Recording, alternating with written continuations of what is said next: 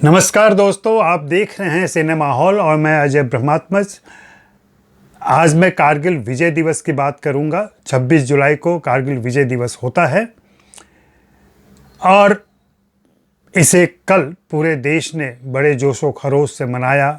उन शहीदों को याद किया, उन जवानों को याद किया जिन्होंने देश की रक्षा के लिए कुर्बानियाँ दी, अपनी बहादुरी दिखाई और भारतीय सीमाओं को सुरक्षित रखा।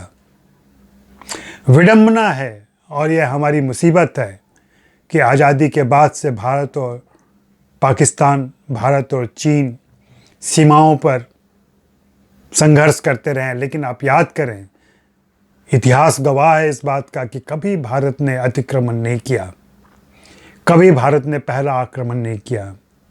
लेकिन जब जब घुसपैठ हुई, जब जब आक्रमण हुआ, तब तब भारत के सैनिकों ने मुंह तोड़ जवाब दिया। देश ने एक स्वर से जवानों का साथ दिया और यही बात 1999 में हुई थी जब कारगिल युद्ध हुआ था। कारगिल युद्ध भी कह लें कि पाकिस्तान की ऐसी गंदी राजनीति थी, गंदी सोच थी, जिसकी वजह से हुआ। वे आतंकवादियों के वेश में घुसपैठिए की तरह आए थे और उन्होंने कुछ ऐसे दुर्गम चोटियों पर स्थित हमारी जो चौकियां थी उन पर कब्जा किया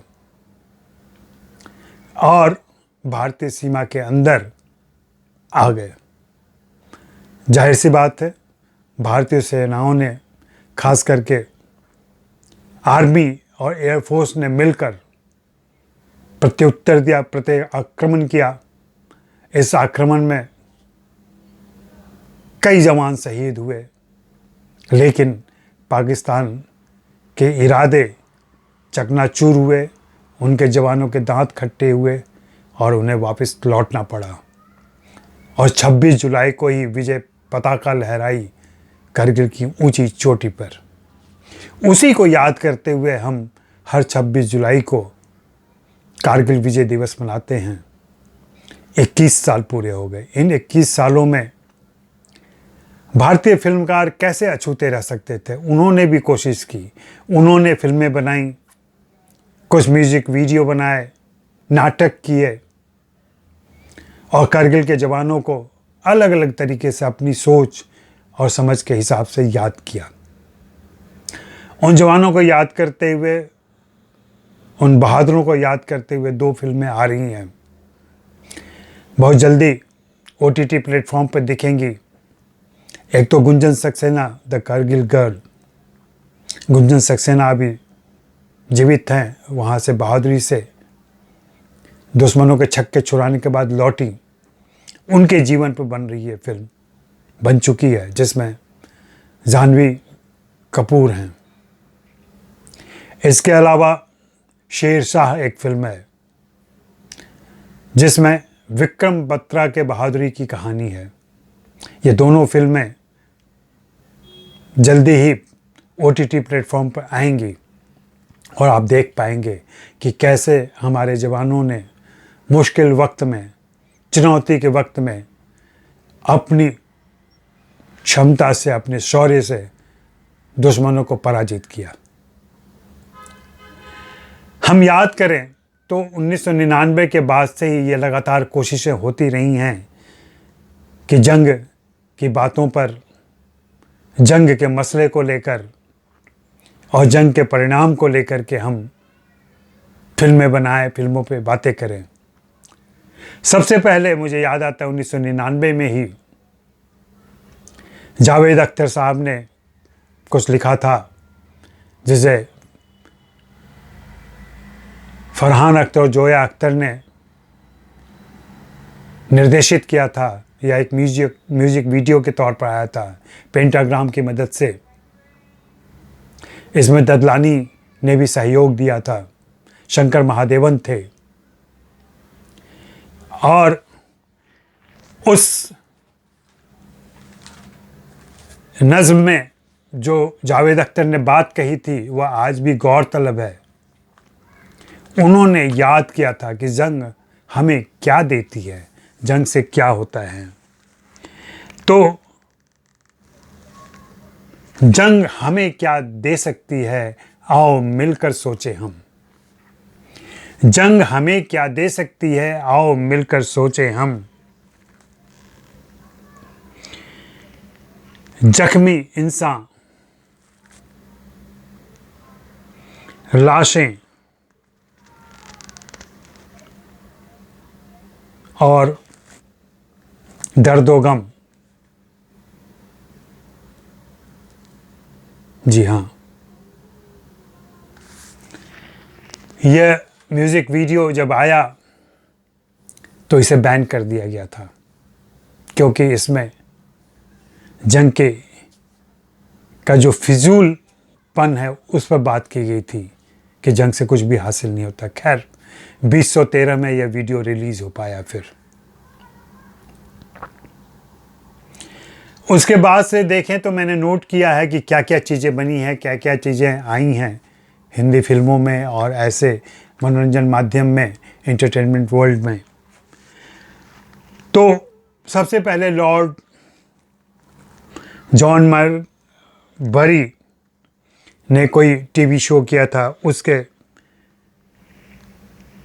11वें एपिसोड में कारगिल युद्ध का फिक्शनलाइज किया गया था और दिखाया गया था। उसके अलावा जो जावेद अख्तर, फरहान अख्तर, विशाल ददलानी और शंकर महादेवन के सहयोग से तैयार हुआ था, उसका नाम था द प्राइस ऑफ बुलेट्स।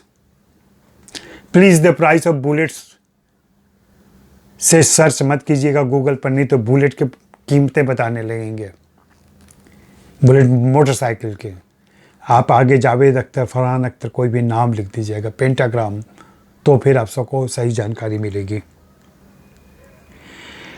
उसके बाद एक फिल्म आई थी जिसका नाम था शहीद कारगिल, 2001 में। इसे दिलीप गुलाटी ने निर्देशित किया था। फिल्म छोटी थी, हिंदी में थी, बहुत ज़्यादा इसकी चर्चा नहीं हुई, लेकिन कोशिश तो की थी किसी ने। फिर उसके बाद एक फिल्म आई सैनिक, जिसे महेश सुखधारे ने निर्देशित किया था। हीरो थे इसमें सीपी योगेश्वर और साक्षी शिवानंद ने मिलकर काम किया था। दसरी चैतन्य की यह फिल्म थी। फिर एक बहुत महत्वपूर्ण फिल्म हिंदी की और बहुत बड़ी फिल्म, विशाल फिल्म एलओसी कारगिल आई। एलओसी कारगिल जेपी दत्ता की फिल्म थी और ये मल्टी स्टार, क्या कहें, मतलब इतने सारे स्टार्स थे कि उनकी गिनती करना मुश्किल हो गया था। और ये 4 घंटे से ज़्यादा वक्त की फिल्म थी, अवधि की फिल्म थी। इस फिल्म को वैसा रिस्पांस नहीं मिला जैसे उनकी पुरानी फिल्मों को बॉर्डर को मिला था या रिफ्यूजी को मिला था, लेकिन उन्होंने एक कोशिश की थी और यह फिल्म काफ़ी चर्चित हुई थी। एलओसी कारगिल 2003 में आई थी, जैसा कि हम सभी जानते हैं। और फिर उसके बाद मिशन फतह एक टीवी शो था जो सहारा इंडिया पर आया था और उसकी भी काफ़ी चर्चा हुई थी। और उसमें एपिसोड वाइज जवानों के बारे में बात की गई थी, उनकी शहादत को याद किया गया था और शूरवीरों की कहानी कही गई थी। फिर उसके बाद आती है लक्ष्य। लक्ष्य हम सभी जानते हैं, अगेन फरहान अख्तर ने निर्देशित किया था इसे। इसमें ऋतिक रोशन थे, अमिताभ बच्चन थे और यह बहुत ही महत्वपूर्ण फिल्म थी। इसमें एक जवान, एक युवा के आदर्श और युवा के लक्ष्य की बात की गई थी। जावेद अख्तर ने इसके गीत लिखे थे जो बहुत पॉपुलर हुए थे। फिर धूप आई थी। धूप बहुत ही संवेदनशील फिल्म थी। इसे अश्विनी चौधरी ने निर्देशित किया था और इसे लिखा था संजय चौहान ने और कुमुद चौधरी ने मिलकर। इस फिल्म में करगिल में शहीद हुए जवान को जो दिया जाता है उसके बारे में बात की गई थी कि कैसे उनके पिता को दिक्कतें होती हैं, मुश्किलें होती हैं, बाद में जो अनुकंपा दी जाती है सरकार की तरफ से, उस अनुकंपा को हासिल करने में। फिर उसके बाद आमिर रजा हुसैन, जो बहुत ही मशहूर निर्देशक हैं नाटकों के, बहुत भव्य और विशाल नाटक करते हैं, उन्होंने एक नाटक किया था 50 डेज वॉर। फिर कुरुक्षेत्र एक मलयालम फिल्म आई थी जिसे मेजर रवि ने खुद ही लिखा था और निर्देशित किया था। यह मलयालम में बनी थी फिल्म। फिर एक मौसम फिल्म आई थी 2011 में, जिसे पंकज कपूर ने निर्देशित किया था और इसमें शाहिद कपूर ने मुख्य भूमिका निभाई थी।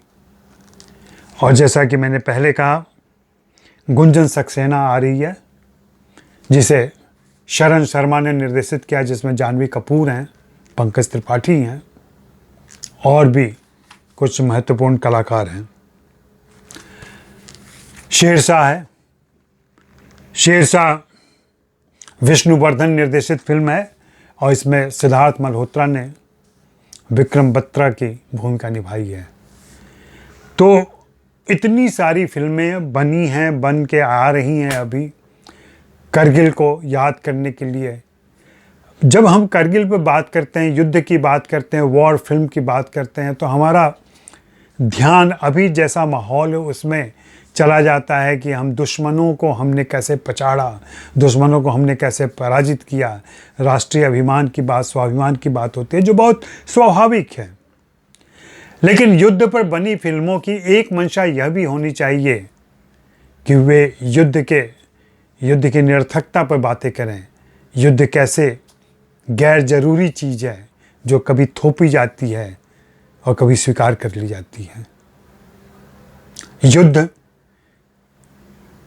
कहीं भी आज तक, हम लोग 2 विश्व युद्ध लड़ चुके हैं, या दुनिया 2 बार विश्व युद्ध से गुजर चुकी है, उसके बाद भी युद्ध होते रहे हैं। भारत पाकिस्तान एक दूसरे से बचाव में जितनी रकम खर्च करते हैं, अगर ये समस्या खत्म हो जाए तो दोनों देश कितना तरक्की करें। रक्षा बजट का बहुत बड़ा हिस्सा शिक्षा बजट में लगाया जा सकता है, स्वास्थ्य बजट में लगाया जा सकता है। अभी हम कोविड जैसे महामारी से गुजर रहे हैं और हम देख रहे हैं कैसे हमारी स्वास्थ्य व्यवस्था चरमरा गई है। ये सिर्फ भारत की बात नहीं है, पाकिस्तान में भी कोई अच्छी स्थिति नहीं है, पाकिस्तान और बुरी हालत में है। मुझे बार बार लगता है कि अगर ऐसा कोई तनाव नहीं होता सीमा पर और दोनों मिलकर इसे सुलझा लेते समय से, तो एक बहुत बड़ी रकम दूसरे मद में खर्च हो सकती थी। खैर, जो हुआ सो हुआ, लेकिन जो हुआ उसे भी हमें भूलना नहीं चाहिए और उसमें हमारी क्या भूमिका रही, हमने कैसे अपने दर्प को बचाया, अपने गर्व को बचाया, अपने अभिमान को बचाया और प्रत्युत्तर दिया, मुंह तोड़ जवाब दिया, दुश्मनों के दांत खट्टे किए, उनके छक्के छुड़ाए, उसे भी याद किया जाना चाहिए।